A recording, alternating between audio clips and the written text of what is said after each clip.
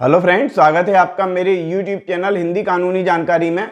आज हम बात करेंगे सीआरपीसी की धारा 147 यानी 147 के बारे में।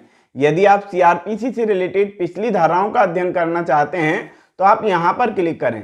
आई बटन पर क्लिक करेंगे तो यहां से आपको सीआरपीसी के पिछले वीडियो मिल जाएंगे। हम बात करते हैं सीआरपीसी की धारा 147। ये कहती है भूमि या जल के उपयोग के अधिकार से संबद्ध विवाद। यानी कि सीआरपीसी की धारा 145 यानी कि 145 में हमने पढ़ा था कि कब्जे को लेकर यदि कोई विवाद है तो परिशांति कायम करने के लिए सीआरपीसी की धारा 145 के अंतर्गत यानी कि 145 के अंतर्गत कोई कार्यपालक मजिस्ट्रेट जो है कार्रवाई कर सकता है।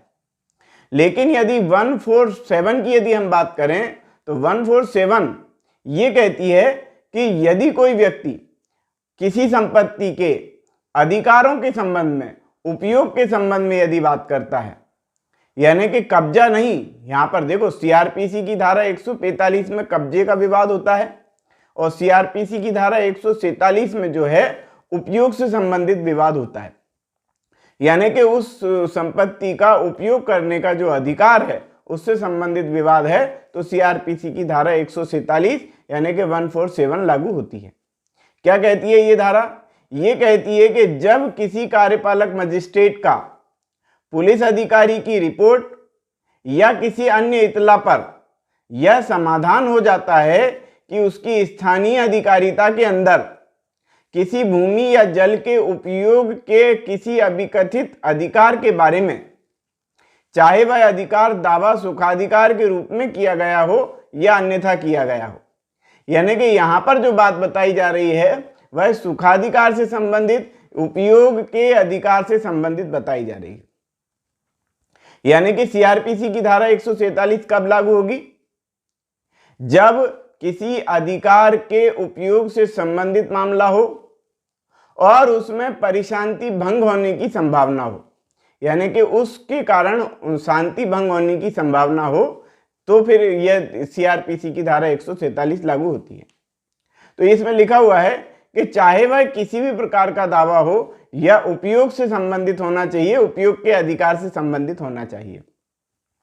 अब चाहे वह उपयोग का अधिकार जो है किसी भी प्रकार से प्राप्त हुआ हो, यहां पर ये तो वर्तमान में यदि विवाद है तो जिसमें परिशांति भंग होना संभाव्य है, यानी कि शांति भंग होने की संभावना है, तब वह अपना ऐसा समाधान होने के आधारों का कथन करते हुए और विवाद से संबद्ध पक्षकारों से यह अपेक्षा करते हुए लिखित आदेश दे सकता है कि वे विनिर्दिष्ट तारीख, यानी कि जो तारीख न्यायालय बताए, कार्यपालक मजिस्ट्रेट यानी एग्जीक्यूटिव मजिस्ट्रेट यानी कि एसडीएम, कलेक्टर, ये जो तारीख बताए, ये जो समय बताए, यानी कि उस तारीख पर, उस समय पर स्वयं उपस्थित होवे या अपने प्लीडर के माध्यम से यानी कि अपने वकील के माध्यम से उपस्थित होवे और अपने अपने दावों का लिखित कथन करें कि भैया यदि आपको उपयोग करने का अधिकार है, फलानी संपत्ति को उपयोग करने का जो अधिकार है उससे संबंधित आपके दावे क्या क्या हैं वह आप बताएं। तो सीआरपीसी की धारा 145 कब्जे के बारे में बताती है और सीआरपीसी की धारा 147 147 का जो है उपयोग के अधिकार के बारे में बताती है। उपयोग के अधिकार से संबंधित विवाद हो जिसके कारण शांति भंग होने की संभावना हो तो सीआरपीसी की धारा 147 क्या कहती है? स्पष्टीकरण यहां पर बताएगा कि भूमि या जल पद का वही अर्थ होगा जो सीआरपीसी की धारा 145 के पॉइंट नंबर 2 में दिया गया। यानी कि भूमि और जल में क्या क्या शामिल होगा इसके बारे में बताया। भूमि और जल में देखो मकान और जो है भवन, किसी प्रकार की कोई संपत्ति है ना, इसी प्रकार के कोई भी चीजें हैं जो भूमि और जल से संबद्ध हैं, वो सारी चीजें सीआरपीसी की धारा 145 में बता दी गई हैं। तो सीआरपीसी की धारा 145 पढ़ेंगे तो आपको नॉलेज हो जाएगा कि भूमि और जल क्या चीज है। पॉइंट नंबर 2 बताया कि मजिस्ट्रेट इस प्रकार पेश किए गए कथन का परिशीलन करेगा, यानी कि कार्यपालक मजिस्ट्रेट, एसडीएम वगैरह क्या करेंगे कि जो कथन आए हैं, जो कथन उन्होंने दिए हैं दोनों पक्षकारों में जिनमें विवाद है, काय का विवाद है, संपत्ति के अधिकार उपयोग से संबंधित, उपयोग के अधिकार से संबंधित जो विवाद है उससे संबंधित। तो क्या उसका परिशीलन करेगा, यानी कि उनको देखेगा, पक्षकारों को सुनेगा, दोनों पक्षकारों को सुनेगा और ऐसा साक्ष्य लेगा जो उनके द्वारा पेश किया जाए। ऐसे साक्ष्य पर जो है प्रभाव विचार करेगा। विचार करने के बाद इसके अतिरिक्त साक्ष्य यदि कोई हो तो वह लेगा। तो और यदि वह आवश्यक समझे और यदि यह संभव हो तो विनिश्चय करेगा कि क्या ऐसा अधिकार वर्तमान में है किसी व्यक्ति को, और यदि उस व्यक्ति को वह अधिकार है तो ऐसे अधिकार के बारे में वह आदेश करेगा। और यदि जांच में धारा 145 के उपबंध यथासंभव लागू होंगे, यानी कि जांच जो की गई है उसमें सीआरपीसी की धारा 145 के उपबंध उस पर लागू होंगे, ये कहा गया। पॉइंट नंबर 3 कहता है कि यदि उस मजिस्ट्रेट को यह प्रतीत होता है, यानी कि कार्यपालक मजिस्ट्रेट को, एग्जीक्यूटिव मजिस्ट्रेट को, एसडीएम जिसको हम कहें, एसडीएम और कलेक्टर, ये सब जो है कार्यपालक मजिस्ट्रेट की श्रेणी में आते हैं, तहसीलदार, नायब तहसीलदार वगैरह। तो कार्यपालक मजिस्ट्रेट को यदि ऐसा लगता है, ऐसा प्रतीत होता है कि ऐसा अधिकार वर्तमान में उस व्यक्ति का है, तो वह ऐसे अधिकार के प्रयोग में किसी भी हस्तक्षेप का प्रतिषेध करने का, यथोचित मामले में किसी अधिकार के प्रयोग में बाधा को हटाने का आदेश दे सकता है। यानी कि वह एसडीएम ऐसे अधिकार के बारे में घोषणा करते हुए यह कह सकता है कि भैया जो दूसरी पार्टी है जिसको अधिकार नहीं है, वह पहली पार्टी के मामलों में, उसके अधिकार के उपयोग के मामलों में कोई दखल नहीं देगा, किसी प्रकार का कोई दखल नहीं देगा, किसी प्रकार का कोई हस्तक्षेप नहीं करेगा। ऐसा आदेश जो है कार्यपालक मजिस्ट्रेट दे सकता है। और इस ऐसा आदेश देने के पीछे जो रीजन है, वो रीजन सिर्फ इतना सा है कि शांति बनी रहे, परिशांति कायम रहे, सिर्फ इतना उद्देश्य है। ये उद्देश्य नहीं है कि सामने वाले का कब्जा है, सामने वाले का अधिकार है, सामने वाले का स्वत्व है, ये सब कोई मैटर नहीं है।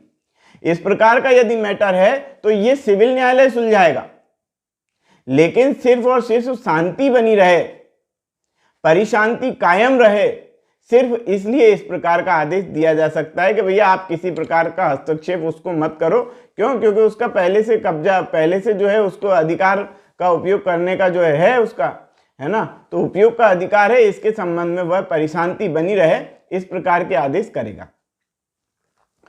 परंतु जहां ऐसे अधिकार का प्रयोग वर्ष में एक बार, वर्ष में हर समय किया जाता है और पिछले 3 महीनों से नहीं किया गया है, इस प्रकार से समझें कि ऐसे अधिकार का प्रयोग वर्ष में हर समय किया जा सकता है, वहां जब तक ऐसे अधिकार का प्रयोग उपधारा 1 के अधीन पुलिस अधिकारी की रिपोर्ट या अन्य इत्तला की जिसके परिणाम स्वरूप जांच संस्थित की गई है, प्राप्ति के ठीक 3 माह के अंदर नहीं किया गया है, अथवा ऐसे अधिकार का प्रयोग विशिष्ट मौसम में या विशिष्ट अवसरों पर किया जाता है, वहां जब तक ऐसे अधिकार का प्रयोग ऐसी प्राप्ति के पूर्व के किसी ऐसे मौसम, यानी कि अंतिम मौसम के दौरान, ऐसे अवसरों में से अंतिम अवसर पर नहीं किया गया है, ऐसा कोई आदेश नहीं किया जाएगा। यानी कि सीधे सीधे सिंपल एक चीज हम समझ लें, एक उदाहरण समझ लें तो आपको समझ में आ जाएगा। एक उदाहरण हम क्या ले लेते हैं, एक उदाहरण ले लेते हैं कि मान लेते हैं कि एक मंदिर है और एक मंदिर या मस्जिद है, कुछ भी है। मंदिर मस्जिद में जो है उपयोग करने का अधिकार, कुल मिला के हम ये समझें कि मंदिर और मस्जिद से के कब्जे का मामला है तो सीआरपीसी की धारा 145 के अंतर्गत आएगा कि भैया ये मंदिर हमारा है, ये मस्जिद हमारी है, इस प्रकार का कोई मामला है तो वह सीआरपीसी की धारा 145 के अंतर्गत आएगा। लेकिन यदि उस मंदिर या मस्जिद में कोई त्योहार मनाने का मामला है तो त्योहार तो क्या है, विशेष समय में आते हैं, 3-4 महीने में एक बार आते हैं, साल भर में एक बार आते हैं। तो इसका मतलब ये हुआ कि जो है उपयोग के अधिकार से संबंधित मामला हुआ, उपयोग से अधिकार से संबंधित मामला हुआ तो सीआरपीसी की धारा 147 के अंतर्गत आएगा। यानी कि यदि कोई त्योहार मनाने का मामला है तो सीआरपीसी की धारा 147 के अंतर्गत आएगा। त्योहार में जो है कोई विघ्न बाधा कारित करता है, उपयोग के अधिकार में जो है विघ्न बाधा कारित करता है, सीआरपीसी की धारा 147। मंदिर हमारा है, मस्जिद हमारी है, इसका कब्जा हमें रखने का अधिकार है, तो सीआरपीसी की धारा 145 उसमें लागू होती है। तो हमने जो है अध्ययन इस प्रकार से किया। अब पॉइंट नंबर 4 को और हम पढ़ लेते हैं कि जब धारा 145 की उपधारा 1 के अधीन प्रारंभ की गई किसी कार्रवाई में मजिस्ट्रेट को यह मालूम होता है कि विवाद भूमि या जल के उपयोग के किसी अभिकथन के बारे में है, तो वह अपने कारण अभिलिखित करने के पश्चात कार्रवाई को ऐसे चालू रख सकता है मानो उपधारा 1 के अधीन प्रारंभ की गई हो। और जब उपधारा 1 के अधीन प्रारंभ की गई किसी कार्रवाई में मजिस्ट्रेट को यह मालूम पड़ता है कि विवाद से संबद्ध धारा 145 के अधीन कार्रवाई की जानी चाहिए, यानी कि मामला कब्जे वाला है, तो वह अपने कारण अभिलिखित करने के पश्चात कार्रवाई ऐसे चालू रख सकता है मानो सीआरपीसी की धारा 145 की उपधारा 1 के अधीन प्रारंभ की गई हो। यानी कि उसको ये देखना है कि मामला यदि कब्जे का है तो सीआरपीसी की धारा 145 जैसा ट्रीटमेंट दिया जाएगा, और मामला अधिकारों के उपयोग से संबंधित है, उपयोग के अधिकारों से संबंधित मामला है, तो सीआरपीसी की धारा 147 यानी 147 के अंतर्गत कार्रवाई की जाएगी। तो आज हमने अध्ययन किया सीआरपीसी की धारा 147 के बारे में। यदि आप सीआरपीसी से रिलेटेड या आईपीसी से रिलेटेड समस्त धाराओं का अध्ययन करना चाहते हैं, पूरी की पूरी आईपीसी या पूरी की पूरी सीआरपीसी पढ़ना चाहते हैं, तो आप यहाँ पर क्लिक करें, आई बटन पर क्लिक करेंगे तो यहाँ से आपको सीआरपीसी के और आईपीसी के संपूर्ण वीडियो मिल जाएंगे। तो आज की वीडियो में इतना ही। वीडियो यदि आपको पसंद आया हो तो वीडियो को लाइक करें, शेयर करें, कमेंट्स करें, और यदि आपने हमारे चैनल को अभी तक सब्सक्राइब नहीं किया है तो चैनल को सब्सक्राइब कर लें, बेल आइकॉन प्रेस कर दें ताकि अगली वीडियो का नोटिफिकेशन आपको मिल सके। ये वीडियो देखने के लिए बहुत बहुत धन्यवाद।